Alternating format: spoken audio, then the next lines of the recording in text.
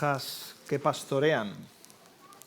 Ovejas que pastorean es el título del sermón en esta mañana, basado en el versículo número 10 del capítulo 4 de Primera de Pedro, la lectura que hemos tenido en esta mañana. Si me queréis acompañar, leeremos este capítulo 10 del capítulo 4 de Primera de Pedro, el corazón de este capítulo. Dice así el versículo 10 del capítulo 4 de Primera de Pedro: cada uno, según el don que ha recibido, ministrelo a los otros como buenos administradores de la multiforme gracia de Dios. Vamos a orar, vamos a pedir la bendición del Señor y la iluminación del Espíritu Santo. Padre, una vez más, Señor, venimos aquí rendidos ante ti, rindiendo nuestras vidas que al fin y al cabo son tuyas, Señor, compradas a precio de sangre, rescatadas del mismo infierno por tu Hijo Jesús. Y Señor, queremos venir hoy aquí para rendir culto, rendir homenaje a tu Hijo, exaltarlo como a ti te agrada, por encima de todo nombre. Pero te rogamos, Señor, la asistencia de tu Espíritu Santo, que Él ilumine nuestro entendimiento para que esta palabra que tú revelaste por medio de Él a tus siervos sea hoy iluminada en nuestros corazones, en nuestro entendimiento. Y no solo eso, también te rogamos que por tu Espíritu Santo nos des el poder para aplicar tu palabra, dándonos el corazón del Señor Jesucristo. Y es en su nombre que te lo pedimos. Amén. Seguramente muchos de vosotros recordaréis una entrañable película, Babe, el cerdito valiente. Hace unas semanas la vimos con nuestros pequeños. Y bueno, es una historia muy bonita y una película muy limpia para niños y para adultos. Y trata de un granjero que se va pues, a una feria y le dicen que participe en acertar cuál era el peso de ese cerdito. Venga, participa, que así tendrás la cena de Navidad, le dicen. Así que él, participa y pone el peso. Y cuando ya vuelve a su granja, no se imaginaba que había acertado él el peso de ese cerdito. Ese cerdito ya él vio que era un poco diferente al resto de cerditos. Entonces, adopta ese cerdito, lo trae a su granja y va viendo que es diferente al resto. Dentro de lo que es la granja, el mundo de los animales, Babe empieza a hablar con uno y con otro y se va dando cuenta de que su madre y sus hermanitos han tenido un destino diferente al suyo.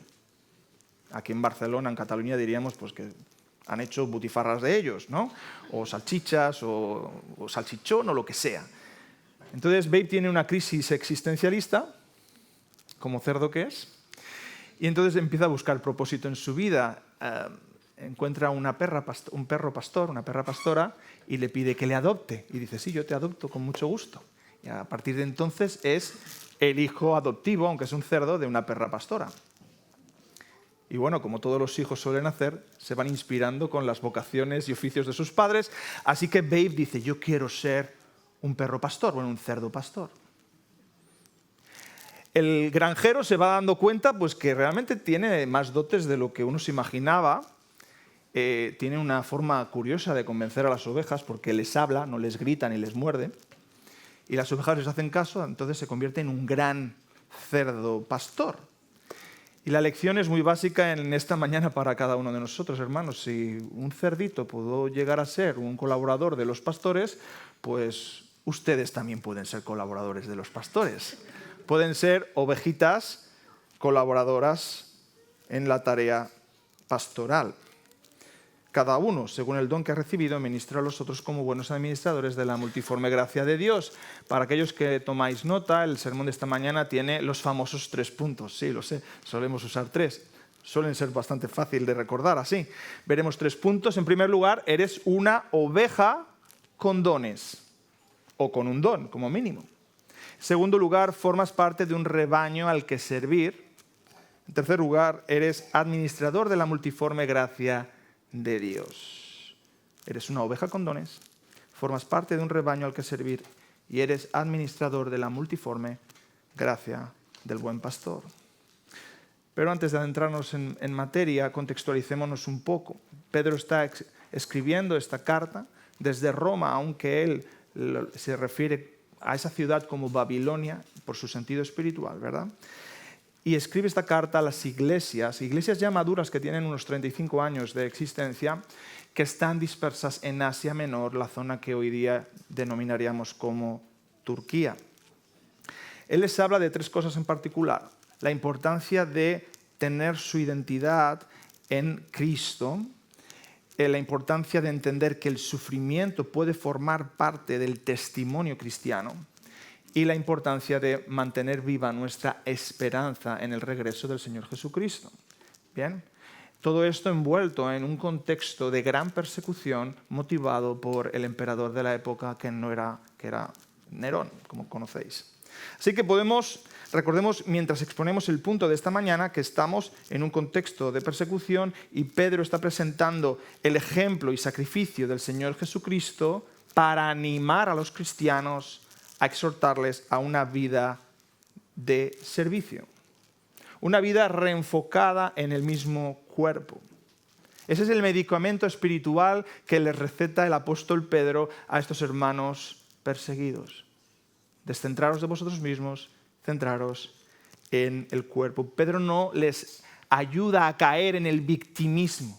Ay, sí, pobres de vosotros. Ay, sí, nadie os entiende. Ay, sí, cómo estáis sufriendo por este loco Nerón. No hace eso, sino que les reenfoca en la importancia de cuidarse unos a otros. Y les reenfoca al mismo motivo que Cristo mismo tuvo ante la cruz, que dice Hebreos 12:2, el cual por el gozo puesto delante de él, sufrió la cruz. Y el gozo de Cristo es la redención y santificación de su amada esposa. Y en una sociedad individualista, consumista, egocéntrica, recetar el servicio para dejar de mirarnos al ombligo es algo bastante contracultural y contranatural, diríamos, porque nos saca de ese orgullo, de ese egoísmo que heredamos desde nuestra naturaleza caída. Hemos elevado nuestro ombligo a centro gravitacional. Nuestro ombligo se ha convertido en el eje del universo alrededor del cual pensamos que gira todo. Pensamos que somos la última Coca-Cola del desierto, como se suele decir. Pero no, esta historia no trata de ti, no trata de mí, trata de Él. Trata del Señor Jesús. Así que vamos a ver en esta mañana que servir es liberador. Sí, servir no es esclavizador, es liberador. Vivir para algo más grande que uno mismo llena de propósito nuestra vida. ¿Vivimos para la gloria de Dios? Claro, sí. Vivimos para la gloria de Dios. ¿Pero qué es vivir para la gloria de Dios? Vivir para la gloria de Dios es vivir con el mismo motivo y con la misma pasión que tenía el Señor Jesucristo, y es amar a su iglesia y es proteger a su iglesia. Tal vez te quedan 2 años de vida, 5 años, 2 meses, tal vez horas. Pero tenéis que saber algo en esta mañana. Ten por cierto que si Dios te da nietos, seguramente no recordarán ni tu apellido. Si te da bisnietos, ya no recordarán ni tu nombre. Incluso tú mismo, en tus últimos años de vida, tal vez no recuerdas ni cómo te llamas. Pero el nombre de Cristo permanecerá para siempre. El nombre de Cristo permanecerá para siempre. Y por lo tanto es crucial que te sumes a una iglesia, sea esta o cualquier otra, cuyo objetivo y único objetivo es que el nombre del Señor Jesucristo sea exaltado y permanezca de generación tras generación, porque eso sí que vale la pena. Sí que vale la pena. Si tú te avergüenzas del nombre de Jesús, tu vida no valdrá nada. Pero si tú no te avergüenzas del nombre de Jesús, ten por cierto que en el día final el Señor Jesucristo, ante su Padre, va a recordar tu nombre. Va a citar tu nombre, ese nombre que todo el mundo habrá olvidado. Tú dejarás de ser importante, como si no hubieras existido. Pero ese día, si tú no te has avergonzado de su nombre y has servido su causa, ten por cierto que el Señor Jesús pronunciará tu nombre delante de su Padre. Y todos lo escucharemos. En esta mañana mi objetivo es demostrar que el servicio y cuidado de la Iglesia de Cristo no es algo exclusivo de los pastores ordenados, sino de todo el cuerpo en su conjunto. Esa es mi tesis, ese es mi objetivo en esta mañana. Y para empezar tenemos que definir qué es un pastor. ¿Qué es un pastor? Cuando hablamos de pastores, obispos o ancianos, nos referimos a lo mismo y nos referimos a esos oficios instituidos por el Señor Jesucristo para gobernar su iglesia, para dirigir su iglesia. Los ancianos y diáconos se consideran oficiales de la iglesia porque son servicios necesarios para el funcionamiento correcto de su iglesia y son ministerios públicos en ese sentido. El oficio apostólico, como sabéis, fue un oficio fundacional y una vez tenemos el canon de las Escrituras cerrado, la revelación completa, ahí tenéis el ministerio profético y apostólico y sobre esto construimos. Pero como sabéis, yo soy psicólogo, no soy arquitecto, no hay que saber mucho de arquitectura para saber que los fundamentos se ponen una vez. ¿Sí?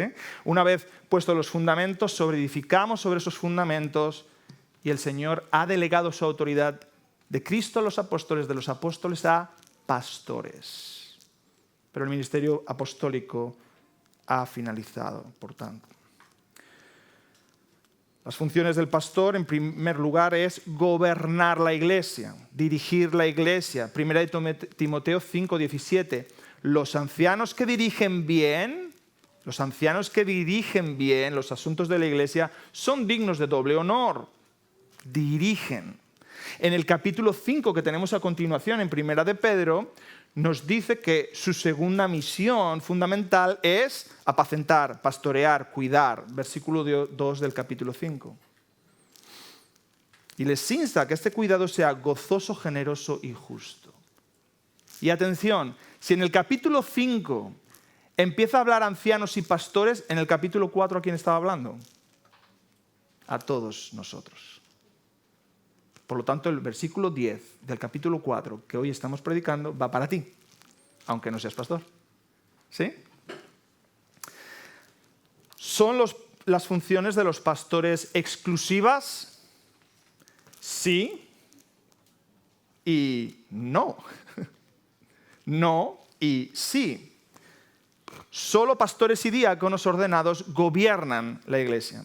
Solo los pastores administran las ordenanzas. Solo los pastores y maestros autorizados por ellos predican la palabra. Pero el cuidado del rebaño, aunque es una de las principales funciones de los pastores, no es exclusiva de los pastores. Y te preguntarás, ¿y por qué?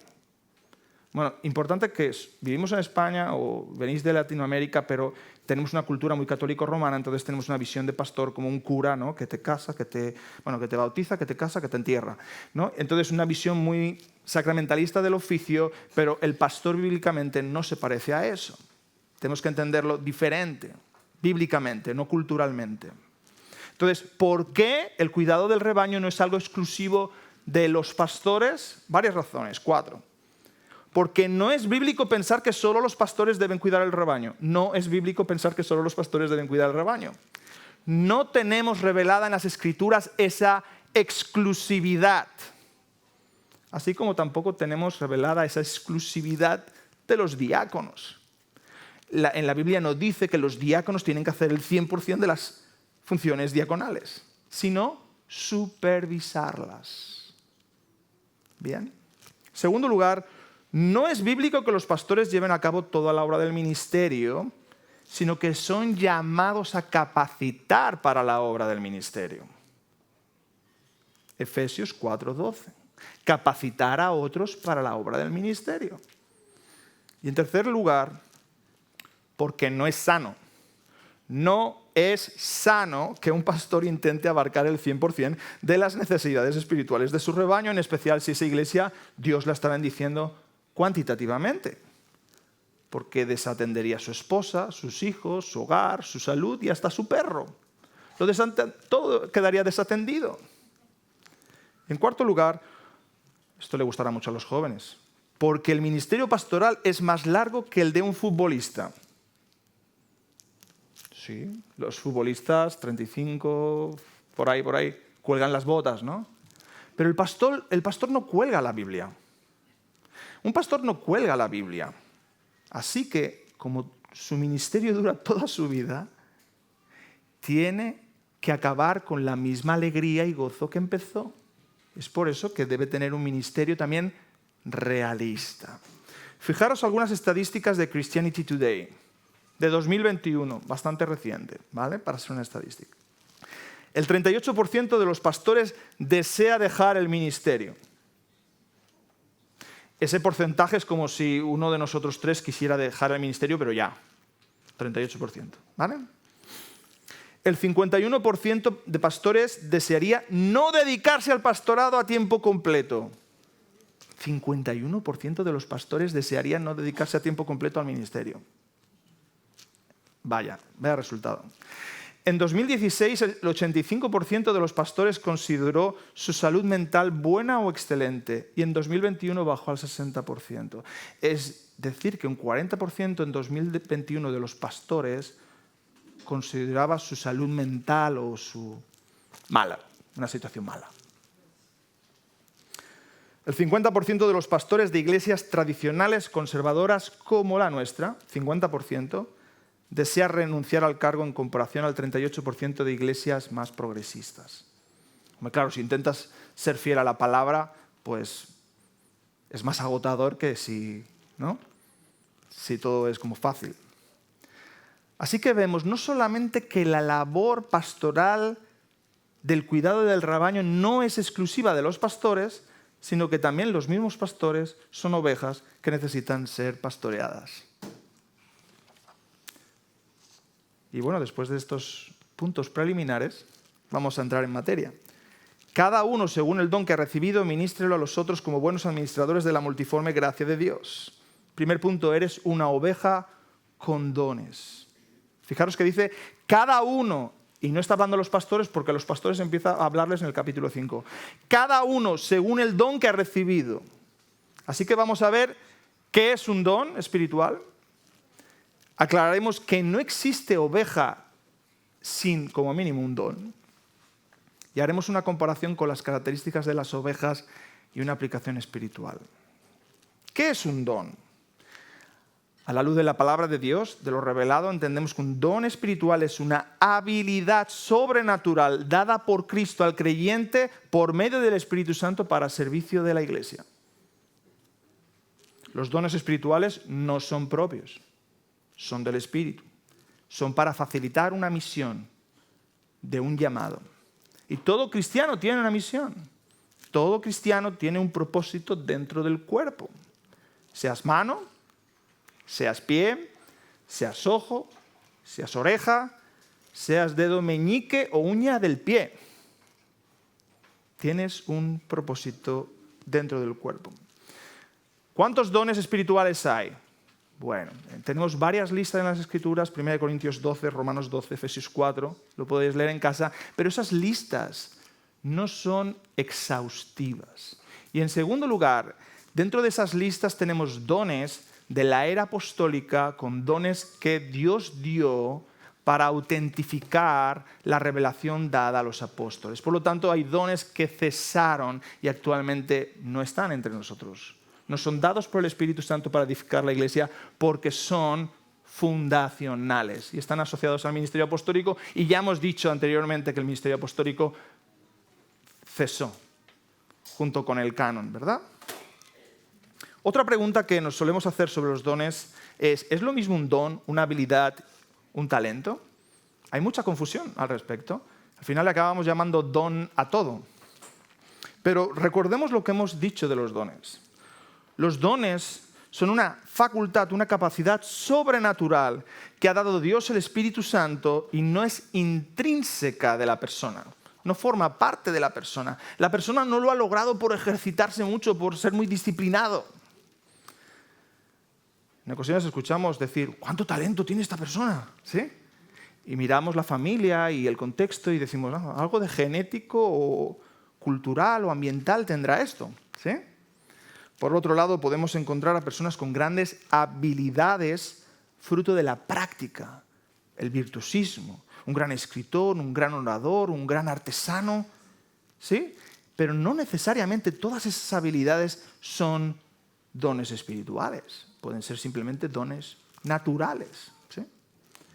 Ahora bien, los dones espirituales se distinguen de los talentos y las habilidades porque se percibe la presencia de Dios, el Espíritu Santo, actuando por medio de ellos.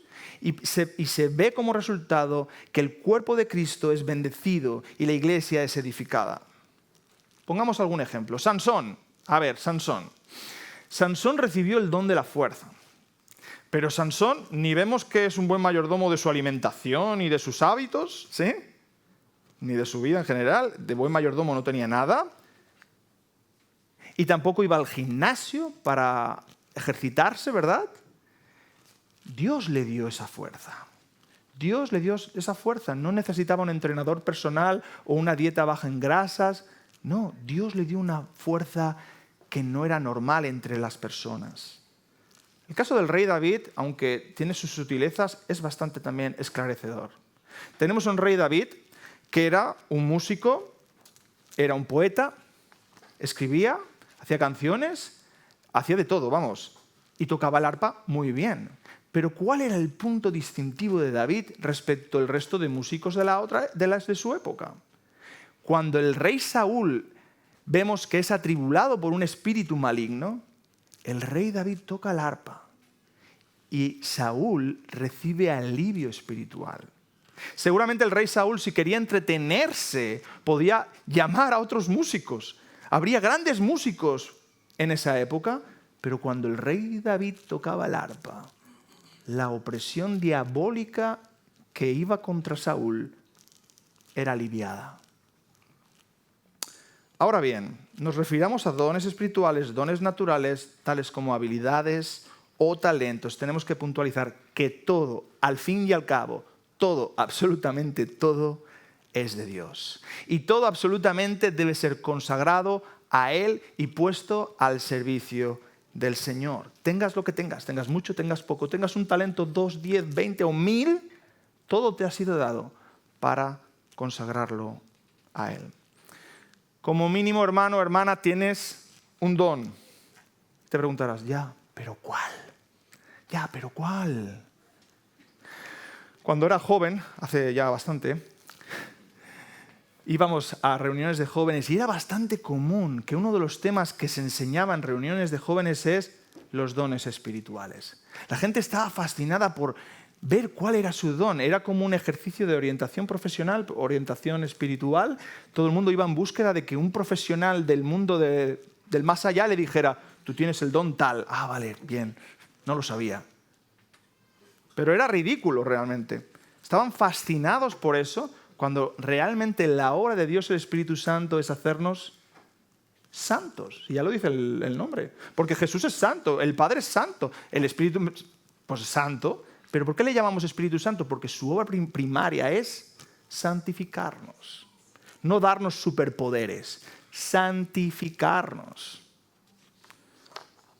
Porque, hermanos, ¿de qué sirven dones sin carácter?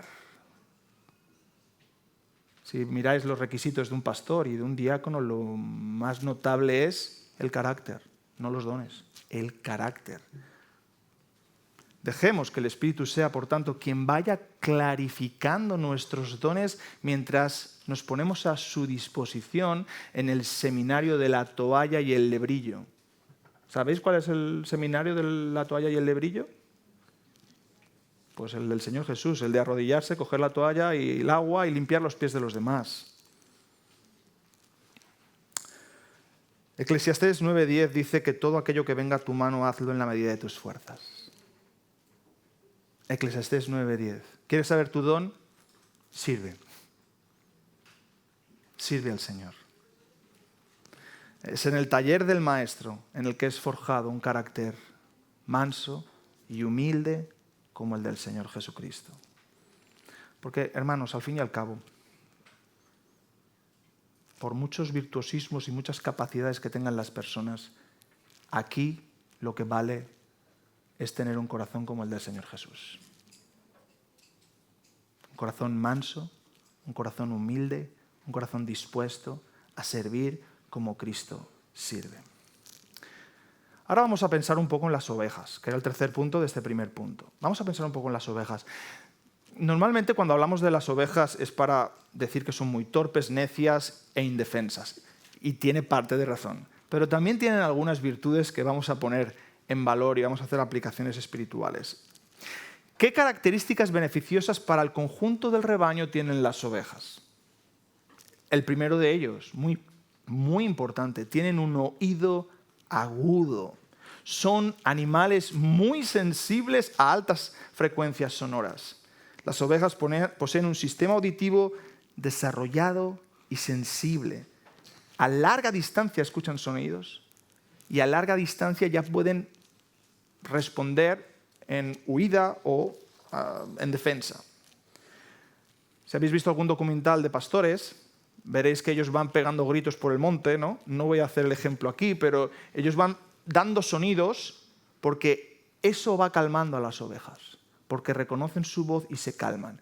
Pero si el sonido que escuchan las ovejas no es familiar, las ovejas se ponen en alerta. Si lo escuchan 2 veces, las ovejas huyen. Huyen. Y cuando una oveja ve a una oveja amiga suya correr, ¿qué hace? Corre también. Corre también. Así que hay mucha aplicación en esto. Las ovejas sirven a las otras ovejas cuando tienen sintonizado su oído a la voz del pastor.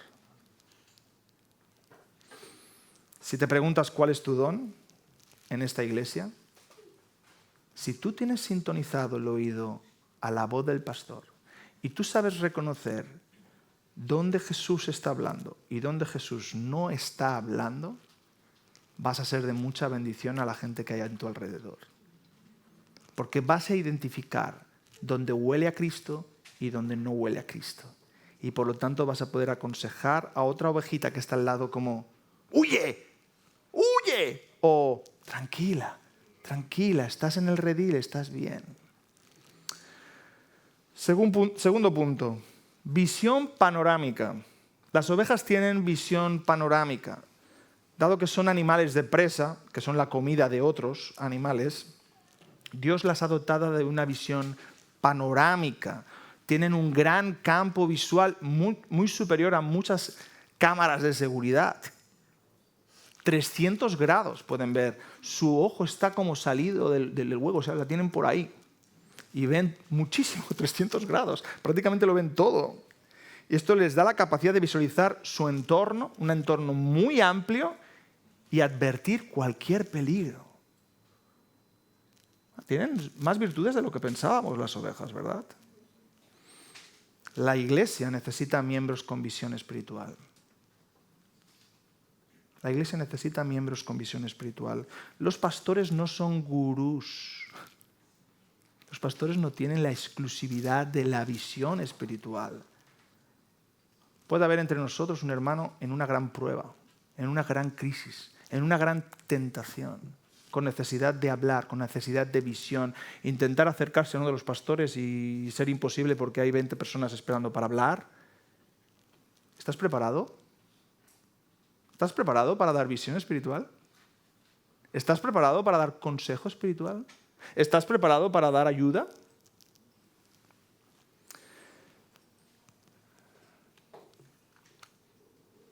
La visión de una oveja también puede ser muy útil para identificar las necesidades del redil. Somos muy propensos a hacer oídos sordos a lo que el Espíritu Santo nos muestra de la iglesia y rápidamente convertir eso que vemos en una crítica, como vaya, esta iglesia no cubre esto, mi iglesia no cubre esto, mi iglesia no sé qué, es que mi iglesia tal, ¿no? Convertimos en crítica lo que estamos viendo. Y es muy sorprendente que hay muchas personas que critican la iglesia como si no formaran parte de ella. Pero es una necedad, porque si haces un círculo que se llama la iglesia y tú eres miembro de esa iglesia y tú criticas esa iglesia, te estás criticando a ti mismo, porque tú estás dentro. Es como criticar a tu familia. Tú criticas a tu familia, bueno, te estás criticando a ti. ¿Sí? porque tú formas parte de ello. A no ser que esto sea como un teatro, como un cine. Entonces tú vas al cine, te sientas, dices, el sonido está mal, o no se ve bien la pantalla, o las palomitas son de ayer. Tú te quejas porque tú no tienes nada que ver con ese cine. Pero cuando es tu familia, cuando es parte de ti mismo, no tiene ningún sentido. Os voy a poner un ejemplo. Una persona entra a la iglesia y ve una gran mancha en el suelo y un par de cucarachas que se acercan a comer lo que sea. ¿Bien? Y dice, perdón, me gustaría hablar con el responsable del Ministerio del Suelo. ¿Perdón? Si quiero hablar ahora mismo con el responsable del Ministerio del Suelo. ¿Por qué? Porque no puede ser que este suelo esté en estas condiciones. Bueno, nuestros padres nos enseñaron un refrán muy útil para la vida de la iglesia. Lo podéis apuntar todos, en vuestro móvil, en vuestra libreta o en vuestra memoria. Dice así el refrán, es muy corto, ¿eh? Quien tiene la visión, tiene la misión. Os lo repito. Quien tiene la visión con V, tiene la misión con M. Claro, esa es fácil, ¿no? Quien tiene la visión, tiene la misión. Así que cuando veas una necesidad en la iglesia local, que es tu casa, que es tu familia, deja de emplear esas fuerzas que tienes para criticar y puedes ir recto a la derecha, abres el armario, coges la fregona, la escoba y limpias.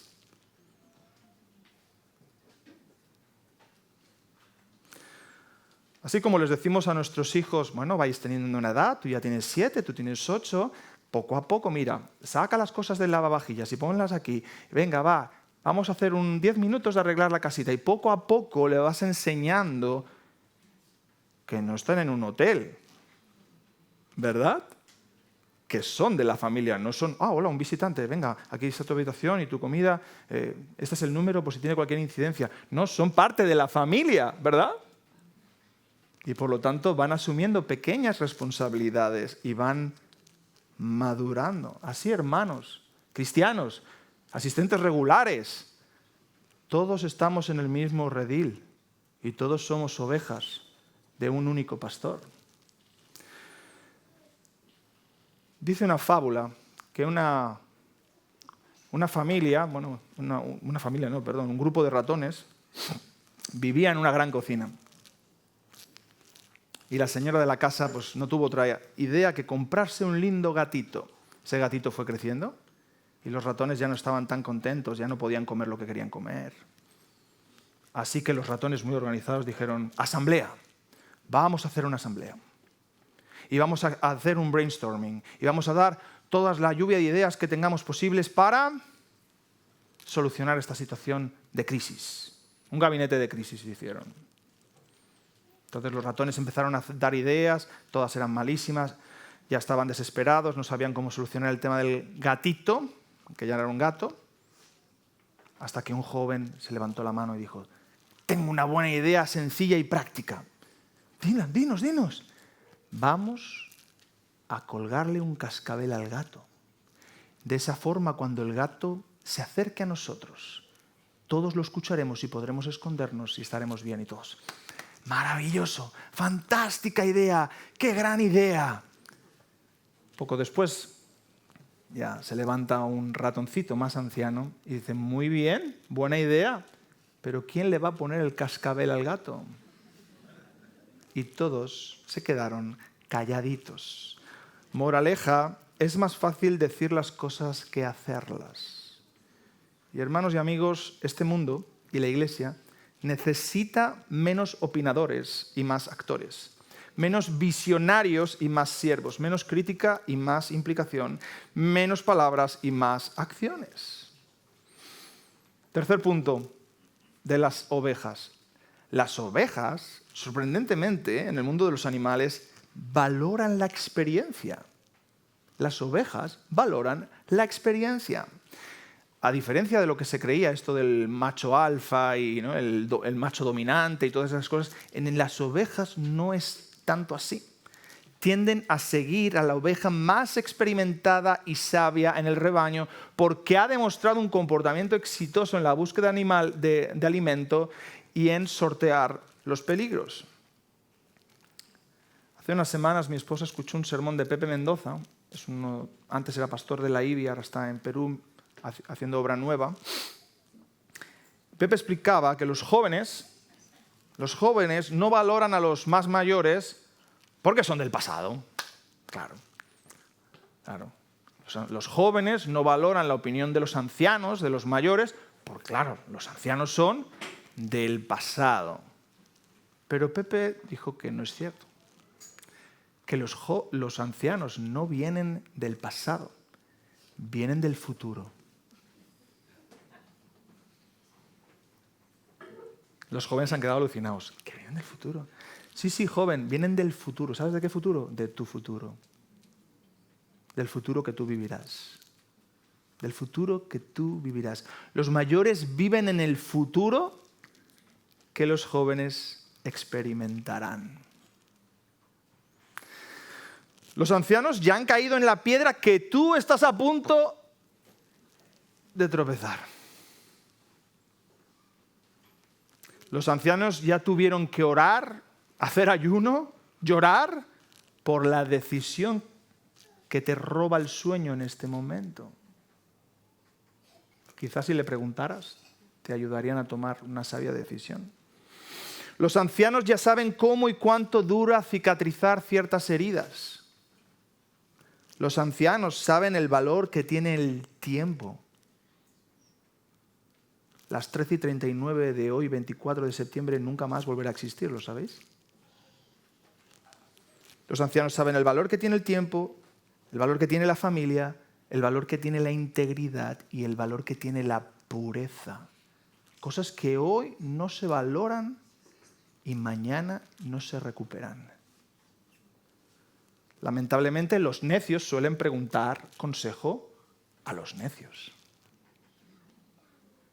Y la experiencia se pierde en la soledad de los ancianos.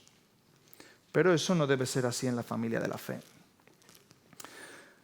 Así que, hermano experimentado en la vida y en el peregrinaje de la fe, esa experiencia que tienes es para bendecir al grupo que perteneces a la iglesia de Dios. Seamos ovejas sintonizados los oídos al buen pastor, a la voz del buen pastor. Ovejas que tienen visión espiritual y ovejas que valoran la experiencia espiritual. Segundo punto del sermón, formas parte de un rebaño al que servir, ministrelo a los otros. Formas parte de un rebaño al que servir. Si alguno de vosotros ha leído El Hobbit, los enanos cuentan a Bilbo Baggins la historia del gran dragón, Smaug. El último de los grandes dragones arrasó al mundo de los enanos y los dejó en la miseria. Los enanos eran muy ricos, en oro, en diamantes, en perlas, pero el dragón le fascina todo lo que brilla. Así que les robó todo lo que tenían y les dejó en la miseria. Y pocos enanos sobrevivieron a esa gran batalla. Lo curioso de la descripción de Thorin, uno de los enanos más importantes, es que dice que Smaug, ese dragón, está siempre encima de todo ese oro, de todas esas perlas, de todos esos tesoros, sin saber diferenciar muy bien qué es lo que tiene. No sabe distinguir una moneda de una perla preciosa, de una corona, de una artesanía. Y así hay muchas personas que atesoran y atesoran. Atesoran habilidades, atesoran dones, atesoran recursos. Diríamos hoy día que tiene mucho potencial, pero ni sabe lo que tiene, ni sabe usarlo, ni sabe compartirlo. El ejercicio de todo don espiritual tiene un único objetivo: edificar a los demás, bendecir a los demás. Así que no seas como el dragón Smaug. Comparte y bendice. El don ha sido para edificar, ha sido dado para edificar. Fijaros lo que dice 1 Corintios 12:7. Pero a cada uno se le da la manifestación del Espíritu para el bien común. Para el bien común. No para fines egoístas, no para la autogratificación, no para una edificación exclusiva. Sí, me voy a tener mi propio devocional conmigo en mi casa y adoraré al Señor yo conmigo mismo. No es para bendecirte a ti, sino para bendecir al cuerpo. Del verbo ministrar ha derivado la palabra ministerio. ¿Qué es un ministerio? Bueno, vamos a definir primero qué no es un ministerio. Un ministerio no es una actividad de iglesia donde nos lo pasamos muy bien. Que te lo puedes pasar bien en un ministerio, pero como esencia un ministerio no es una actividad que te lo pasas muy bien. Un ministerio no es un área en la que yo me siento muy reconocido. O sea, donde yo me siento muy reconocido es un ministerio. Donde no me siento muy reconocido no es un ministerio. No tiene sentido. Un ministerio no es aquello que más disfruto hacer. No, hay muchos ministerios que no son agradables de hacer. No tiene por qué asociarse el ministerio con aquello que disfruto hacer. ¿Qué es un ministerio entonces? Un ministerio es un área donde el Espíritu Santo quiere trabajar y para lo cual faculta a su iglesia. Un ministerio es el ejercicio de dones espirituales que tienen como resultado la edificación de la iglesia. Un ministerio implica un llamado. Un ministerio implica una carga en el corazón que no se puede sufrir, que no se puede apagar y que lleva a la obediencia y que va conjuntamente con la bendición y la capacitación de Dios el Espíritu Santo. Un ministerio no es un departamento de una empresa. Es una disposición de un corazón de siervo. Un ministerio es, en muchas ocasiones, el servicio humilde de hermanos anónimos. El servicio humilde de hermanos anónimos, que aman más el progreso de la iglesia que su propio progreso. Que es capaz de rechazar áreas ministeriales que disfruta más por áreas ministeriales donde es más necesario. Formas parte de un rebaño al que servir. El 20 de enero de 1961, John Fitzgerald Kennedy dio su discurso inaugural en Washington, D.C., como presidente de los Estados Unidos, y tengo un extracto del final de su discurso que dice así: en la larga historia del mundo, solo unas pocas generaciones han tenido que defender la libertad en su momento de máximo peligro. No me asusta esta responsabilidad, le doy la bienvenida. Creo que ninguno de nosotros querría cambiar de lugar con otras personas u otra generación. La energía, la fe, la devoción que aportamos a este emprendimiento serán una luz para nuestro país y para todos quienes lo sirven. Y el brillo de nuestra llama podrá iluminar realmente el mundo. Entonces, compatriotas, no pregunten qué puede hacer su país por ustedes, pregunten qué pueden hacer ustedes por su país. Hermanos, no pregunten qué puede hacer la iglesia por ustedes. Pregunten qué pueden hacer ustedes por la iglesia.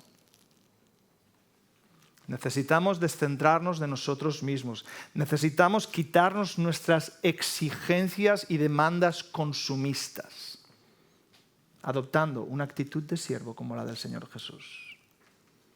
No esperando llamadas, sino llamando. No esperando saludos, sino saludando. No esperando consejos, sino aconsejando. No esperando sonrisas, sino sonriendo. No esperando amor, sino amando. No esperando amigos, sino siendo amigo. No esperando atención, sino atendiendo.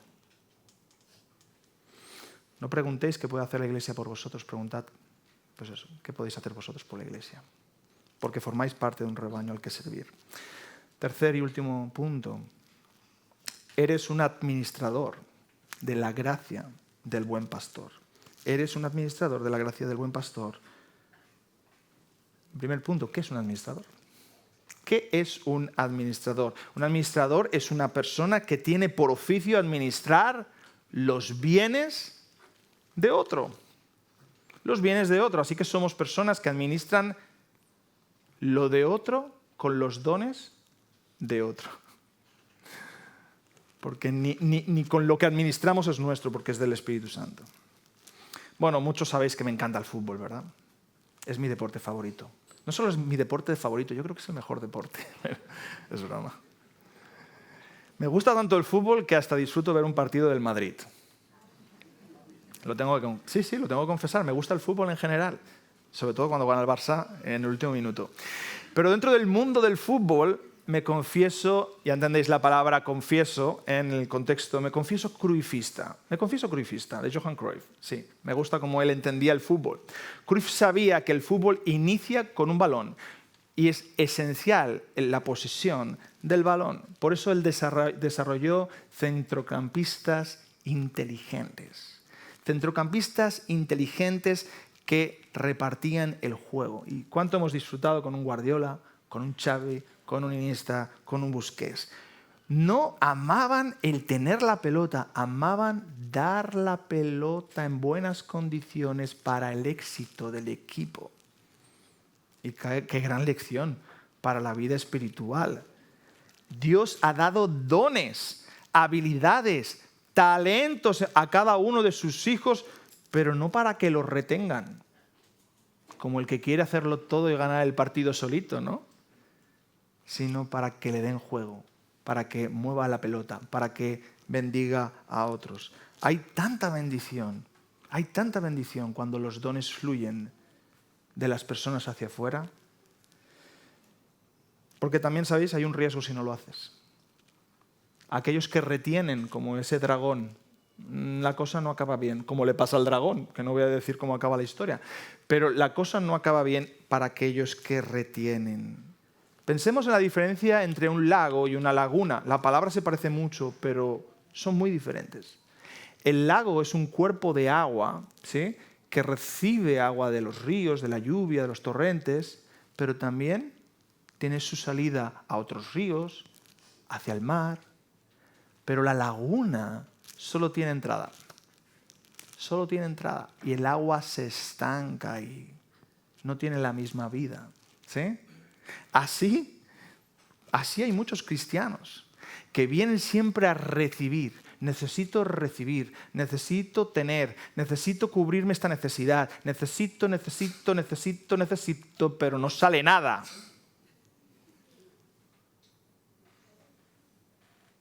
Entra de todo, pero no sale nada. Le vas tirando agua al árbol, que yo tengo un par de árboles así, y no da ni una fruta, ni una pera. Al final, de nada sirve regar ese árbol. Hebreos 5:12. Debiendo ser ya maestros, aún tenéis necesidad de ser enseñados de principios elementales. Hermanos, ¿cuánto llevamos en la fe? 40 años, 30 años, 10 años, 5 años. ¿Deberías ser ya maestro? ¿Deberías estar ya preparado para dar consejo a un hermano? ¿Deberías estar preparado ya para discipular a alguien?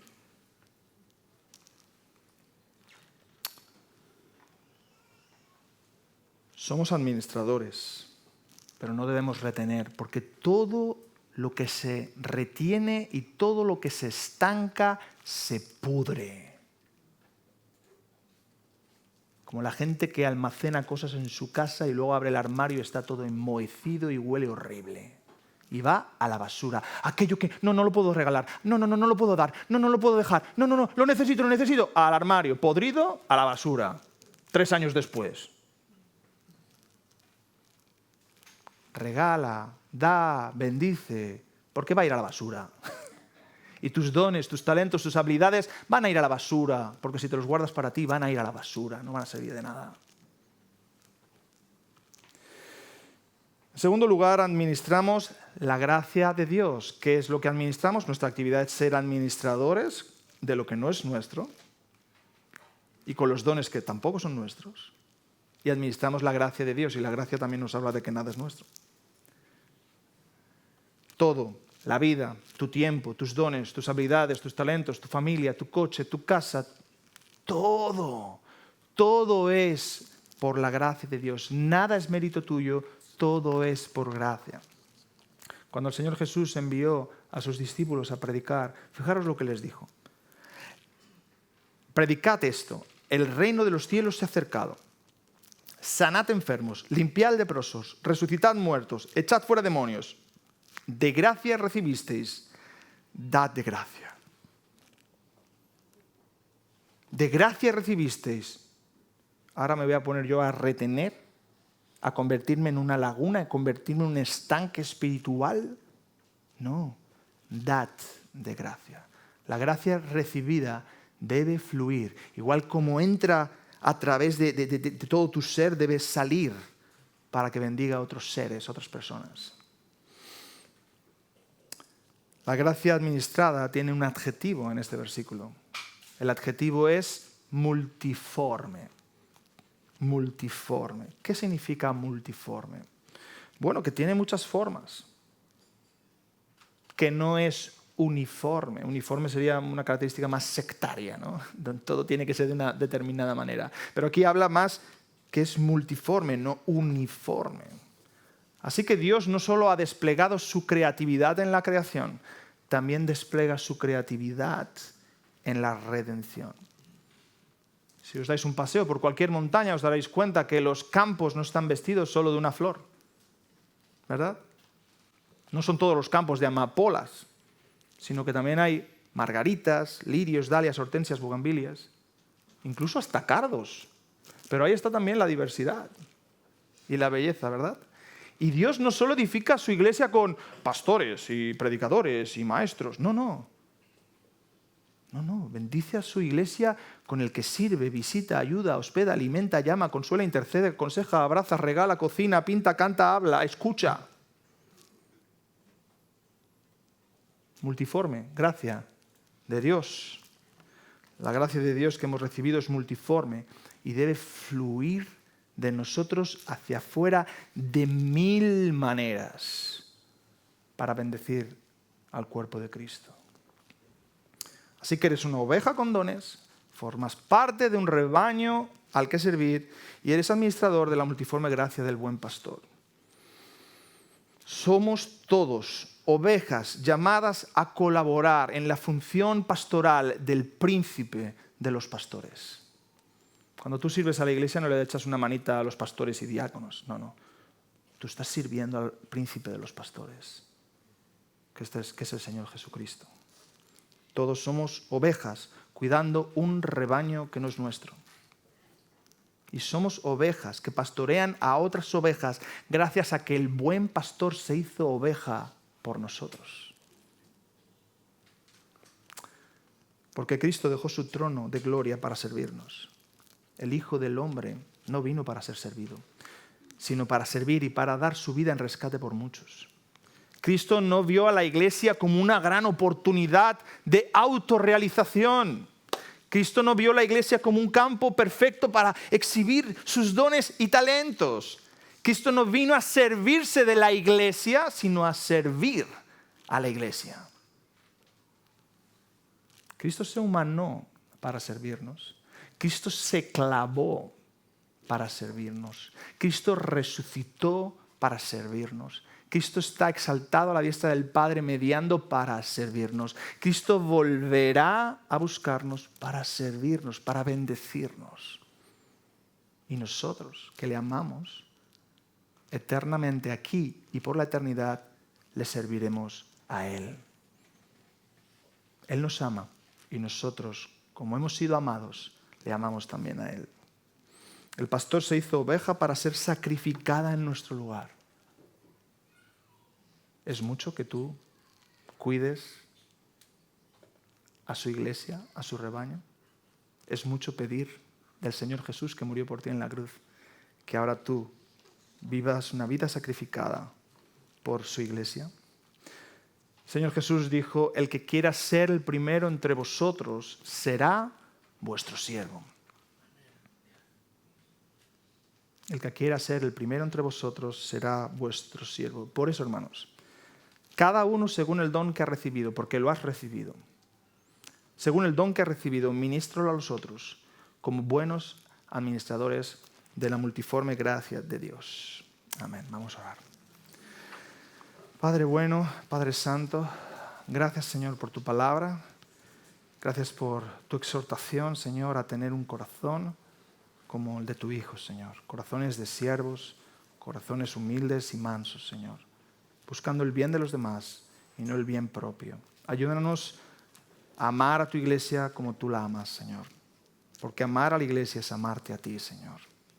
Bendice nuestras vidas y bendice tu palabra en cada corazón. En el nombre de Jesús, tu Hijo. Amén.